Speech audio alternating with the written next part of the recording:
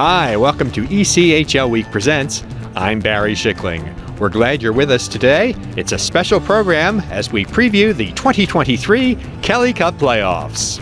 Any Kelly Cup playoff discussion is like talking about the regular season because the Idaho Steelheads must be front and center.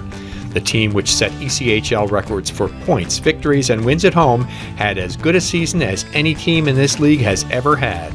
The Brabant Cup champs were paced by Ryan Domowski up front and ECHL Defenseman of the Year Owen Hedrick, plus goalie Adam Scheel tied for the league lead in wins and led all masked men in both goals against average and save percentage.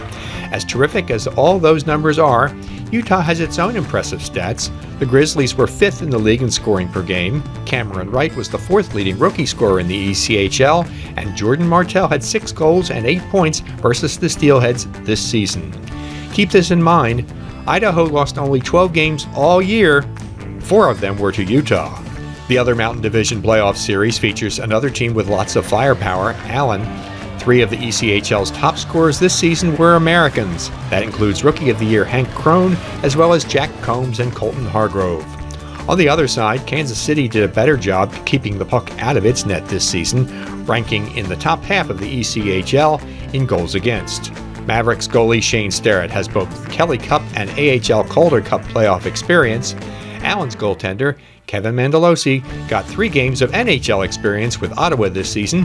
He'll be seeing his first pro playoff duty. These teams played each other 6 times this season, but 5 of those games were in January, so head-to-head records may not mean much since rosters have changed plenty since then. This series will hinge on the Mavs' ability to control Allen's high-powered offense. The top team in the Eastern Conference this regular season was Newfoundland. The Growlers spent most of the season in first place primarily because they were 2nd in goals scored in the ECHL and 3rd in power play percentage. Veteran Zach O'Brien paced the team with 87 points, good for a tie for 3rd in the league. But Newfoundland isn't without some goal-stopping talent too, especially in the form of goalie Luke Cavalin, who is tied for 3rd in the ECHL in goals against average and tied for 5th in wins. Opponent Adirondack needed a dramatic victory on the last day of the season to nail down a playoff berth.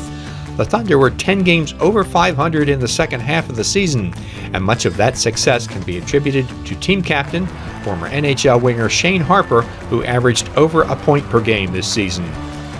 The Thunder will go with rookie goalie Mike Robinson to lead their charge, at least to start the playoffs. He joined the team just 5 weeks ago. The other North Division first-round battle is a repeat of a matchup from last season. Reading will be hoping to duplicate its 6-game victory over the Maine Mariners. A couple of players who have flown under the radar of fans who don't follow the North Division, Charlie Gerard and Max Newton, both finished in the top 15 in ECHL scoring. Newton was 3rd in rookie scoring. And Reading goaltender Pat Nagel, number 2 in all-time ECHL wins, is a solid presence in his 2nd season between the pipes for the Royals. Patrick Shea, who scored 27 goals this season, and Tim Doherty, who racked up 52 assists, lead Maine's offense. The last time these teams faced one another was in mid-January. Lots has changed since then, but these two were neck and neck the last month of the season before Reading edged Maine by 1 point in the standings. We expect this series will be just as tight. In the South Division, during the regular season, the 4 teams which qualified for the playoffs were separated by just 10 points. No other division featured such a narrow margin. South Carolina, which took its 3rd division title since 2016, will hope to continue its postseason streak of success versus Florida. The Rays haven't fallen to the Blades in the playoffs since 2005. The Stingrays were 6th in the league in goals, led by Kevin O'Neill with 24 of them, and Josh Wilkins with 62 points. The goaltending tandem of Clay Stevenson and Tyler Wall backstopped the club to the 3rd best goals against average in the ECHL. Special teams could play an especially big role. South Carolina led the ECHL with a 24.5% success rate on the power play. Keeping that figure low will be a priority for the Everblades. 3 things to keep in mind for Florida.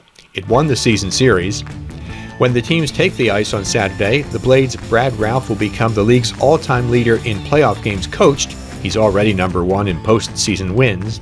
And the Everblades are the defending Kelly Cup champions. This series should be a battle. The other South semifinal pits Jacksonville, coming off a team record 44 victories this season, against Greenville, which also got to the 40-win level. Both Derek Lodermeyer, who scored 26 times, and Christopher Brown, with 64 points, are dangerous offensive players. The Icemen are one of the few teams in the playoffs with 3 quality goalies who have all seen significant playing time this year. Jacks can't go wrong with any of Olaf Lindbaum, Charles Williams, or Parker Gahagen. The Swamp Rabbits have firepower too. Alex Iarulo was tied for 3rd in the league in scoring. Defenseman Max Martin, a member of the All-ECHL second team, was 2nd among ECHL Blue Liners with 12 goals and tied for 3rd in points. It's worth noting that the road teams went 9-2 during the course of the season series. Central Division champ Cincinnati finished 28 points ahead of first-round opponent Fort Wayne in the regular season, but a look at how these teams fared against each other shows this series could provide a real challenge for the Cyclones. With high-scoring forward Zach Andrusiak and blue liner Jalen Smerek, not to mention talented veterans Justin Vive and Louis Caparuso, there's a lot of talent on this team. Cincinnati was the only club in the ECHL which employed just 2 goaltenders this year. Both of them had fine seasons. Mark Sinclair and Beck Warm helped the Clones join Idaho as the only teams with over 100 points. Fort Wayne, just 2 years removed from its first ever Kelly Cup title, has the longest active playoff streak in the league, 9 years. They also have 5 20-goal scorers, led by Sean Boudria, who was 8th in the league with 33 goals. The Comets have size on their side. On average, they're the tallest team in the league, 6'2", and the heaviest, 200 pounds. If Fort Wayne can find the consistency it's been searching for all season, it could give Cincinnati trouble in this series. Our final playoff preview is the Central Division tussle between Toledo and Indy. After struggling at home at the start of the season, the Walleye have bounced back and look like a team which made it to the Kelly Cup Finals a season ago. This team has played in 45 playoff games in its last 2 trips to the postseason. Toledo fans are used to long springtime playoff runs. And why not? Brandon Hawkins is one of the ECHL's premier goal scorers. He was tied for 2nd this season. But also, the disciplined system the team employs leads to the type of game which is successful in the playoffs. Only Idaho allowed fewer goals this season, and Toledo tied the Steelheads for the league's best road record. Indy's feeling good about its chances after winning a team record 43 games. Chad Yetman and Alex Weidman put up the points, and look for Mitchell Weeks, who spent a good chunk of the season with AHL Rockford, to man the goal for the Fuel. As is almost always the case in the Kelly Cup playoffs, not every team has enough to win the championship, but all 16 have the skill and talent to win at least one postseason round. The question now is, which teams will do it? While we're finding out, we hope you enjoy the most exciting hockey of the season. Make sure to join us here again next time for another edition of ECHL Week Presents as we continue to follow the 2023 Kelly Cup playoffs.